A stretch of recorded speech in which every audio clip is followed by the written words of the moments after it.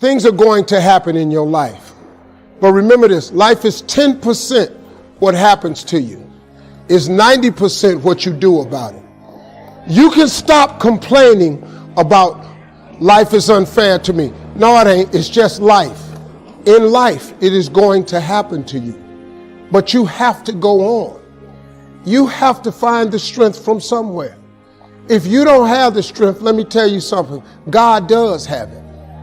God is the provider of everything. Let me tell you something.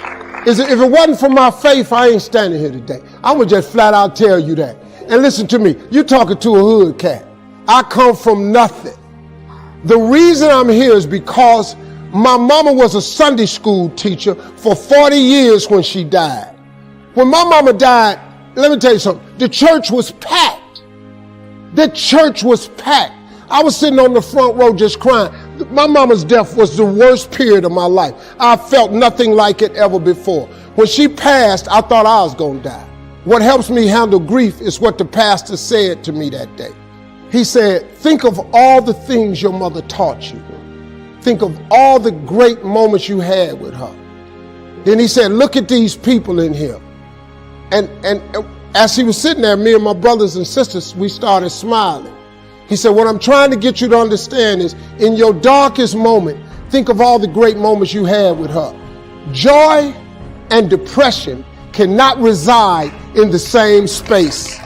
After that, I applied that theory to my life, that joy and depression cannot reside in the same space. When the challenges of life come your way, you've got to find ways to increase your sense of self-appreciation, because if you don't, you're bombarded with negative stuff every day that beats you down, and you will find yourself unconsciously engaged in self-destructive behavior. If you don't program yourself, life will program you.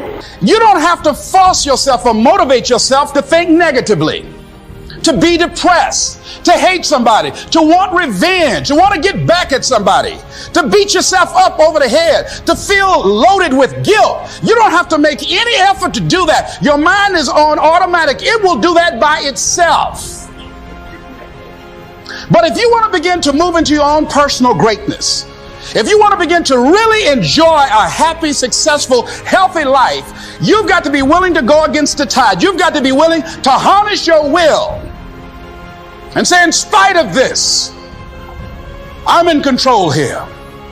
I'm not going to let this get me down. I'm not going to let this destroy me.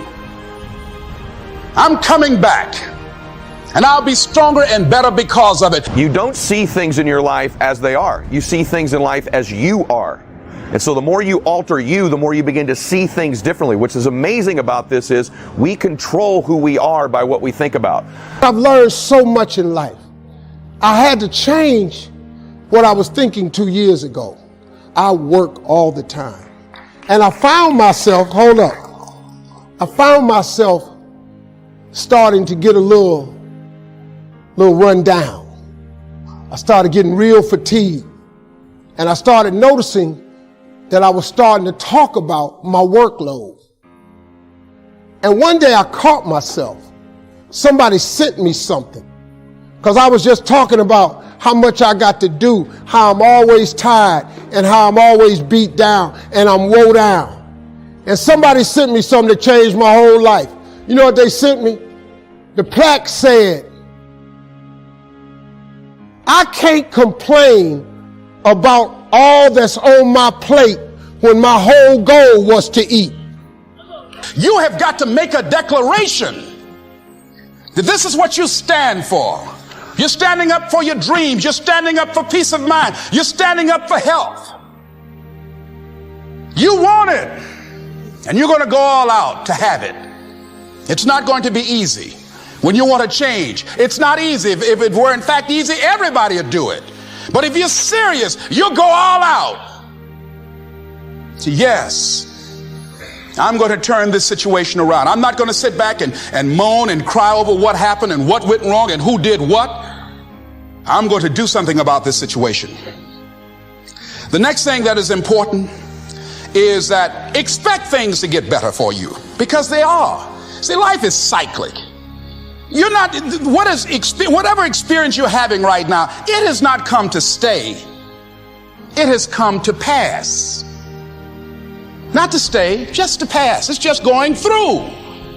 The biggest challenge is to know what's happening. This is a part of this thing we call life. This too shall pass. You want your stuff? It's necessary you take responsibility for it. That you make it happen, that you don't give up, that you don't take any objection or disappointment or defeats personally, that you keep on keeping on, that you don't decide that I can't make it because you can't see the light at the end of the tunnel, that you realize that's a part of the program. And here's something you've got to resolve. When you're obsessed with what you want, you begin to hear those conversations. When you're not obsessed, you miss them. Or you'll see something that you wouldn't see. You'll see the prospect. You'll see the situation. You'll see the opportunity. It's literally reveals you. It's almost like the Matrix. It changes our world. This is the power of what we think about. It's the most misunderstood thing in the world. It's literally taking control of your thoughts and pointing it at your life and your goals and your dreams as a weapon to magnetize towards you what you want. So my challenge to you is, number one, get control and be aware of the thoughts that don't serve you and eliminate them by replacement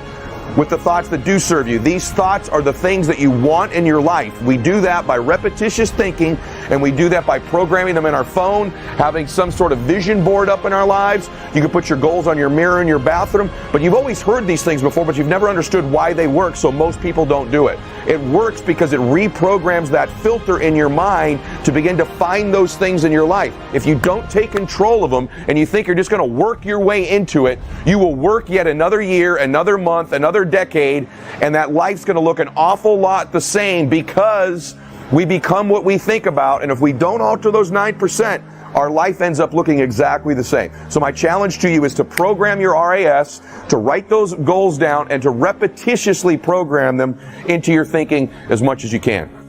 All of us have things that we're believing for, something that we want to accomplish. Deep down, we know it's a part of our destiny. We can feel it so strongly. But then we hit some setbacks. We didn't get the promotion. The medical report wasn't good. Or a relationship didn't work out. Life has a way of pushing our dreams down. They can become buried under discouragement, buried under past mistakes. There are dreams buried under divorce, buried under low self-esteem. And it's easy to settle for mediocrity even though we have all this potential buried on the inside. But just because you gave up doesn't mean God gave up. Your dream may be buried. The good news is it's still alive. It's not too late to see it come to pass. And we've all been through disappointments and setbacks. Life happens. But instead of remembering the hurt, the pain, what didn't work out, the key to reaching your destiny is you have to remember your dream. Remember what God promised you. Remember what He whispered to you in the middle of the night. The scripture calls it the secret petitions of our heart. Things you haven't told anybody about. It may seem impossible. Every voice tells you it's not going to happen. You've been pushing it down, but God is saying, what I promised you, I'm still going to do. I spoke it to you. It may not have happened yet, but I am true to my word. It is on the way. If you'll do your part and start believing again, get your passion back, God is going to resurrect what you thought was dead. Dreams that you've given up on. You tried, it didn't work out. It's been so long, they're going to suddenly come back to life. Problems that looked permanent, going to suddenly turn around. What should have taken years, God's going to do in a fraction of the time. He hasn't changed His mind. He has the final say. Now, don't let circumstances talk you out of it. You may not understand why a business didn't make it, why a person walked away, why you came down with an illness. You were doing the right thing, but the wrong thing happened. It's all a part of the process. Every disappointment, every delay, every closed door, it's not just a setback, it's a setup for God to get you to where you're supposed to be. And it may be taking a long time, may look impossible. All it takes is one touch of God's favor. What are you remembering? The hurt, the pain, what didn't work out? Turn it around and remember your dream. What has God put in your heart? What did you used to be excited about? Now you think it's been too long, it's too big, it's not possible. You don't think you could write the book, finish school, see a marriage restored, start the business, get your passion back. You have not missed your opportunity. You have not had too many bad breaks. You're not lacking. You didn't get shortchanged. When God breathed life into you, He put in you everything you need to fulfill your destiny. People can't stop you. Bad breaks, disappointments, loss, the Most High God is on your side.